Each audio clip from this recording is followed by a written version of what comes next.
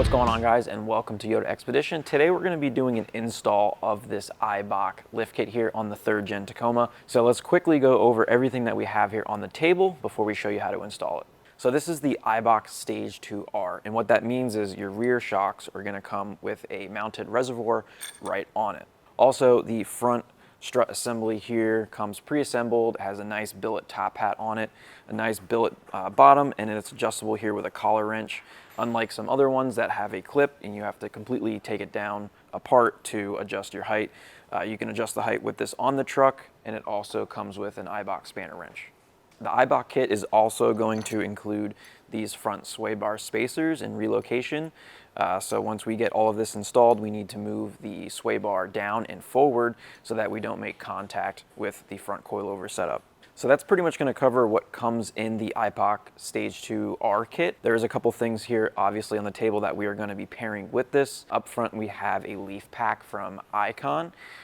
Because when you buy the Eibach kit, it does not come with any way to lift the rear, so you have to buy a leaf pack from somewhere else. So we have one here from Icon. We'll go over that a little bit. There's a couple of different things that you can change to make the height different in the rear. And then we also have some bump stops here. These are the Timbren bump stops, so we have front and rear bump stops from them as well. And that's pretty much going to wrap up a whole lift kit. So we're going to go ahead and get the Tacoma up in the air, and we'll start taking out the stock suspension.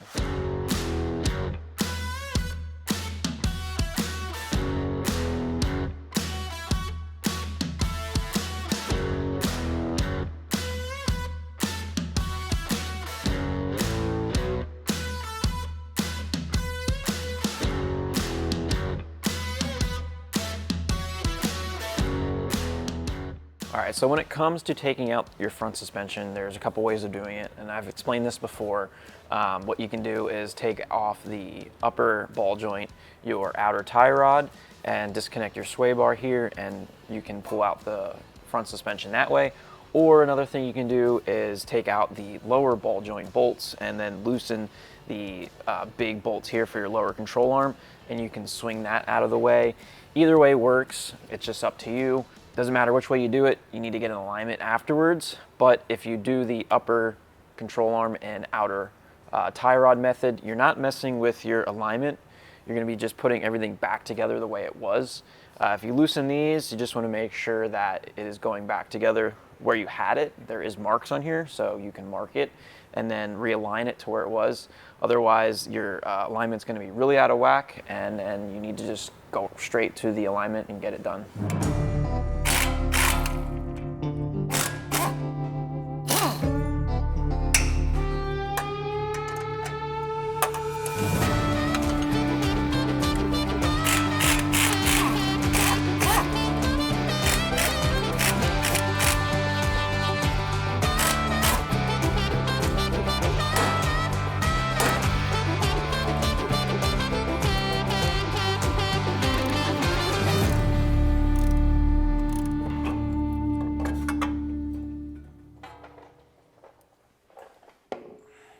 All right, so we got the factory suspension taken apart, and we have the front strut assemblies out. So we're gonna go ahead now and drop the factory skid plate, and we're gonna get those sway bar bushings or sway bar spacers in there. We're also gonna be putting a TRD skid plate on this as well, so we're gonna get that swapped out while we're doing this job. So I'm gonna go ahead and get this taken off.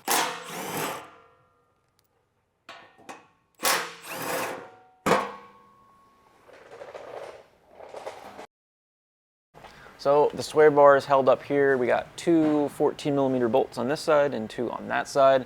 I'm gonna go ahead and loosen these. I'll probably just loosen one side, slip the bracket in, and then do the other side.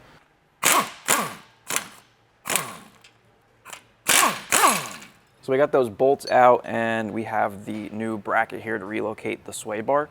These counter bores here, we're gonna take the factory hardware, and that's gonna go in those counter bores, and we're gonna attach this back into the holes that they just came out of. And then our new bolt holes are gonna move the sway bar forward, and then the bolts that come with the kit will install there.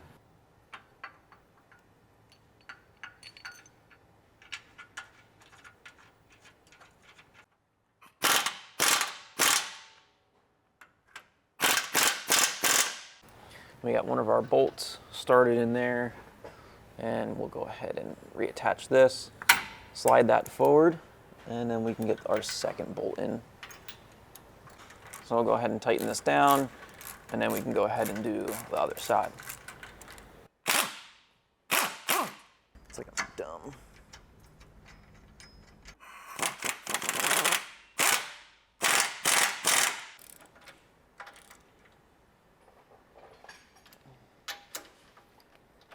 With the sway bar done, now we can go ahead and put in the new front strut assemblies. So we're gonna get the sway bar lifted up out of our way, and get this in there.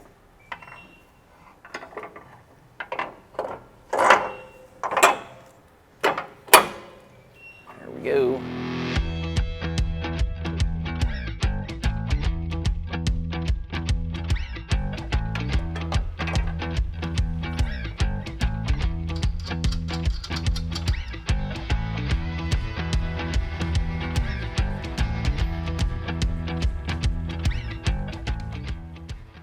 All right, so we got both front strut assemblies in place. Now we can go ahead and just start reassembling all of our stuff, and then we can move to the rear.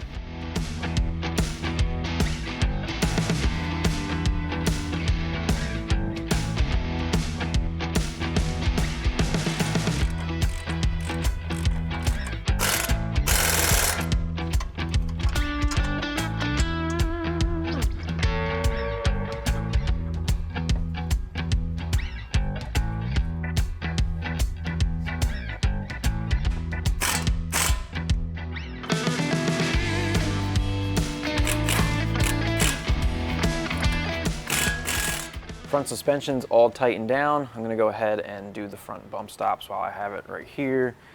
So just use a big wrench here, pliers, and we'll go ahead and just turn these out.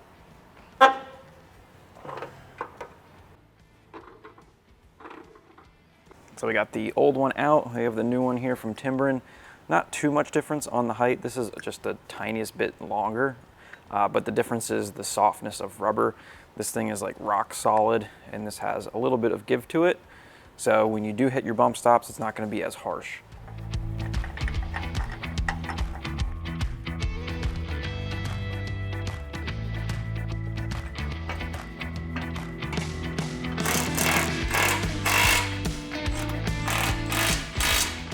Got the front of the Tacoma all buttoned up, so we're going to go ahead now and move to the rear. I'm going to get these wheels and tires off, and then we can get the shocks and the rear leaf springs taken out. They were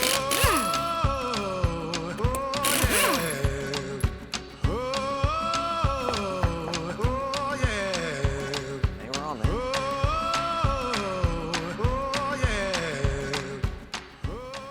All right, so I got the rear axle supported. Now I'm going to go ahead and take all the bolts and nuts off for the rear shocks. We'll get those off. And we'll get these leaf springs out. So we got this top nut off, which usually is going to be a pain in the butt, especially if you're up north and you have rust. This truck only has 40,000 miles on it, and this was definitely a pain to get off. So we're not going to be using these shocks anymore. So I just grinded a flat spot on there so that I can actually grab it with some vice grips, because otherwise this is just going to keep spinning. So grind a flat spot on there, and you can actually grab it, and then we can get that nut off. So we're going to take the bolt out here for the bottom of the shock, and we can drop that out.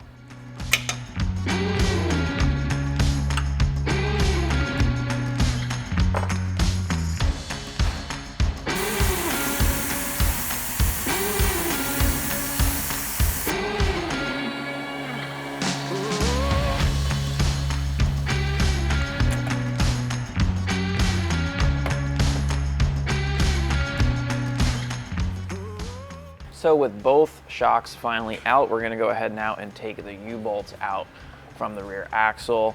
So that'll loosen the axle from the rear leaf springs. So these are gonna be a 19 millimeter. We'll go ahead and take these out. I got this these U-bolts loosened here. I'm only gonna do one side at a time. If you take both sides out, it's more than likely that your rear axle is gonna wanna spin forward, and it's gonna be kind of going all over the place. So I have that side just holding it in place. I have this side loose, and I drop down the jack here and I have probably about a good 1.5 inch gap between the rear axle and the leaf pack. So now I can go ahead and loosen the bolts for the leaf pack. We'll get that pulled out of here, and then we'll get the new one installed, and then we'll jack it back up and get this side reinstalled, and then we'll go and do the driver's side.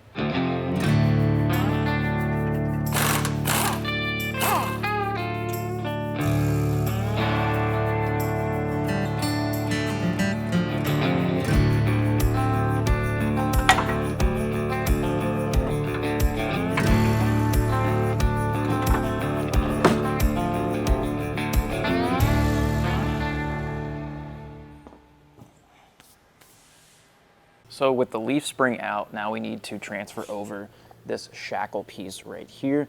So we're going to take out this 19mm bolt, and then we'll get this bolted onto our new leaf pack.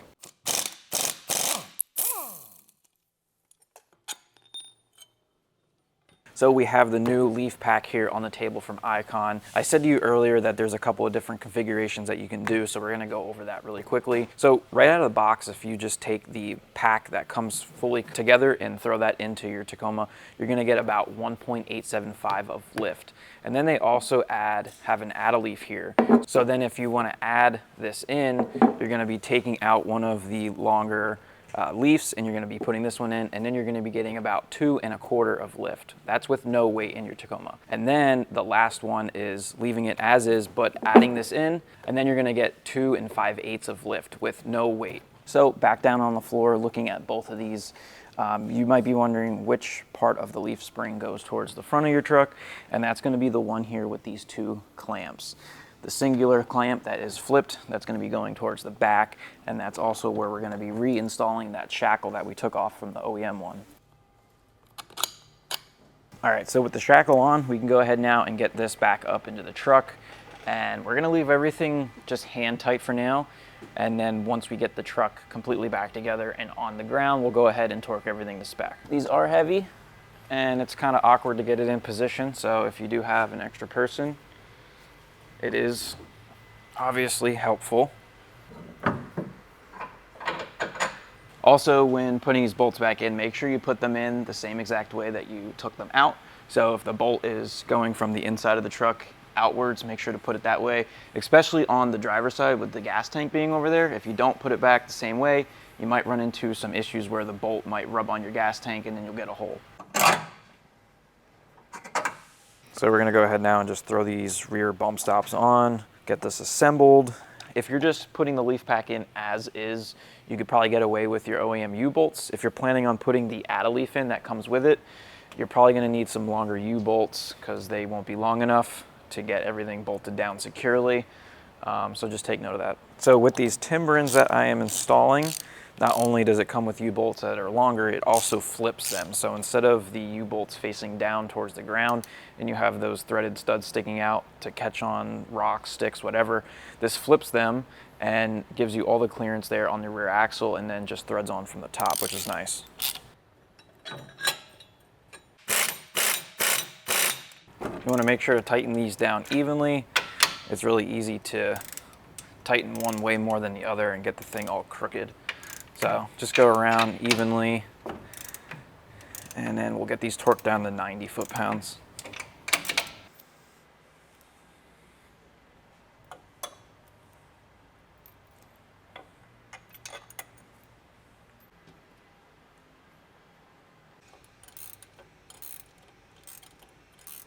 Got the bump stop installed. We're gonna wait to put the shock in. I'm gonna go ahead and do the leaf spring and the bump stop on the other side first, and then we can get these shocks in place and then get the wheels on, put it back on the ground and tighten everything.